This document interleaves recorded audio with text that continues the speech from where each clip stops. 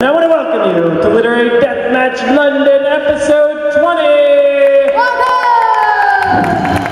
At the first Direct Dialogue Festival. I realize some of you have never seen this show before and you hear my accent, and I don't want you to see me as just any American. I want you to see me as an American that voted for Barack Obama before we realized as Americans that compassion and thought didn't matter. So see me as the good American, and it's really great to be back in London. This is our 20th time doing this.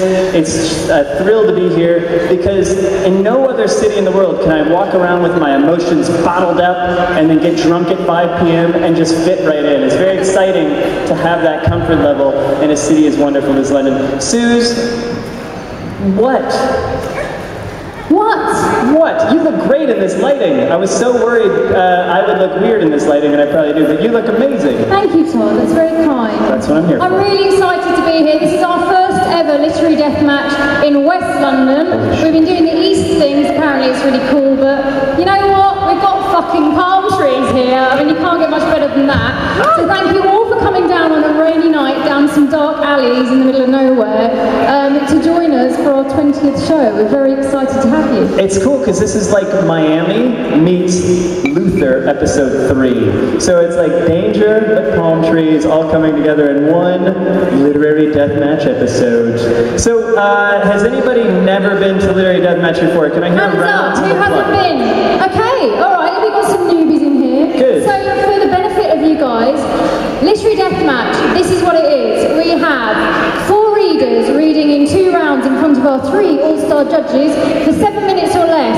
Now, if they go over the 7-minute mark, which is our 7-minute marker, then we throw something pink and fluffy at them, which I have to ask Joe to run and get from the dressing room, if that's okay, because I forgot it.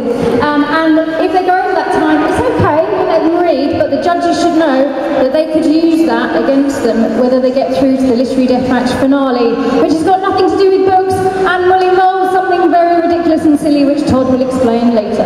And yet something to do with books because it's a literary show. But how literary is this finale?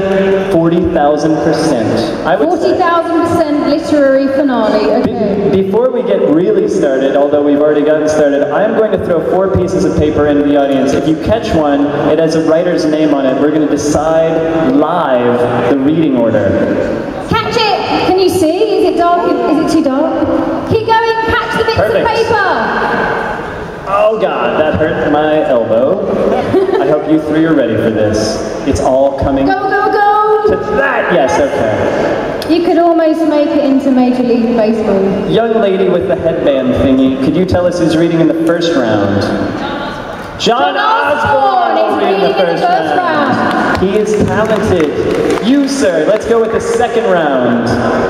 He can't read. We threw it to an illiterate. We always ruin the show with Who's got the second bit of paper?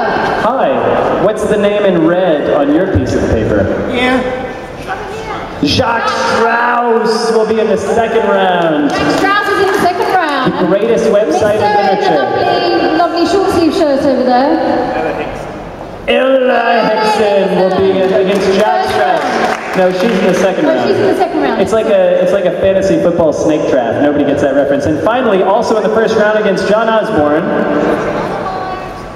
Olumide Popoola. I'm getting worse at pronouncing his name. I'm so sorry, Olu. Now we're going to introduce the judges as if the show hasn't already started. This is going to make it feel like the show has started. Suze, if you could hand them a microphone. I'm going to pull out my judge questions using an iPhone 4S. This event is not sponsored by Apple, but they make a good product. And the Siri thing, when I asked it today, do you know Steve Jobs? It said, I don't know what you're talking about, which I thought was a little bit weird. And also that I even mentioned that is weird. Judging literary merit. He's a writer and broadcaster and the former director of the ICA. He's also the author of the memoir Black Gold of the Sun, which was nominated for the Orwell Prize for Political Writing. Give it up for Ekow Eshun! Ekow. That's not the place where your question is. Your question is there. And now I'm scrolling to it as if I knew what I was doing. Ekow, you come from a great literary tradition along with Michael Ondaatje, Alexander Solzhenitsyn, and Ngugi wa Thiong'o, all brilliant writers whose names are never spelled correctly on consecutive tries. Discuss. What was the question? I was so blown away by it. It was going so well. I know. I'm going to repeat it as if I have never said it before.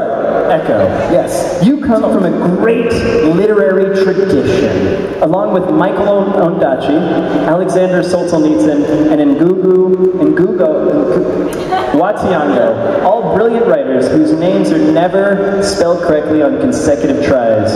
Discuss. Oh, okay. Well, look. Well, actually, one of the miseries of my life was when I was a child. In fact, basically, most of my childhood life was kind of miserable. But basically, when you have a name called Ekow and you're a kid, every single kid thinks it's wildly original to say Ekow, Ekow, Ekow. And they think it's hilarious, and I never did. I had no sense of humour about it. And also, because when you called Ekow, there was a popular brand of margarine, which I don't think exists anymore, which is called Ekow Margarine, which may be the butt of further childhood jokes. And I was really bitter about all of this, but you know, you grow up and you grow into your own name. And one of the pleasures about getting older, I find, is now I've got 2 children, and I've been able to foist on them names that they come saddled with. My son, who's now 4.5, bitterly resents his middle names, one of which is Ghanaian, one of which is Swedish like his mother, and he hates both his middle names bitterly, but he has to live with them, because that's part of life, that's part of growing up. And there we are. Ladies and gentlemen, Ekow Eshun. And now.